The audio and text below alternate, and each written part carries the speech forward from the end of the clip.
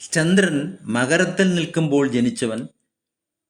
തൻ്റെ ഭാര്യയെയും മക്കളെയും ലാളിക്കുന്നവനും അധർമ്മ പ്രവൃത്തികൾ ചെയ്ത് ധർമ്മിഷ്ഠനാണെന്ന് വരുത്തുന്നവനും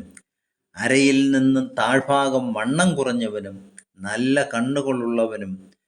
വണ്ണം കുറഞ്ഞ അരക്കെട്ടുള്ളവനും ശാസ്ത്രത്തെ അറിയുന്നവനായും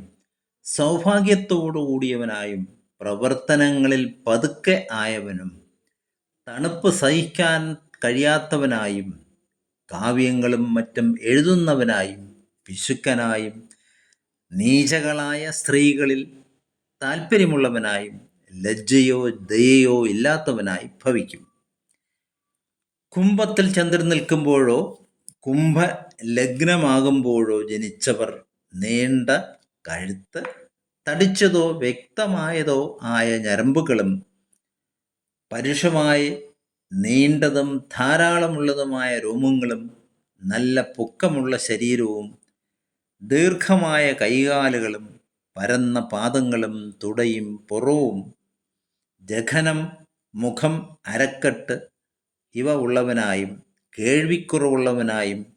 അന്യരുടെ സ്ത്രീകളും ധനങ്ങളും വസ്തുക്കളിലും പാപങ്ങളിലും അതായത് പാപകർമ്മങ്ങളിലും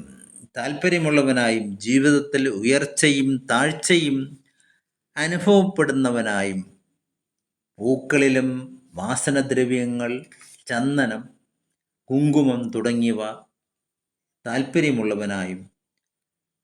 ഇഷ്ടത്തോടു കൂടിയവനായും മറ്റുള്ളവർ അതായത് ബന്ധുക്കളെ ഇഷ്ടപ്പെടുന്നവനായും എത്രയെങ്കിലും വഴി നടക്കേണ്ടി വരുന്നവനുമായി ഭവിക്കും.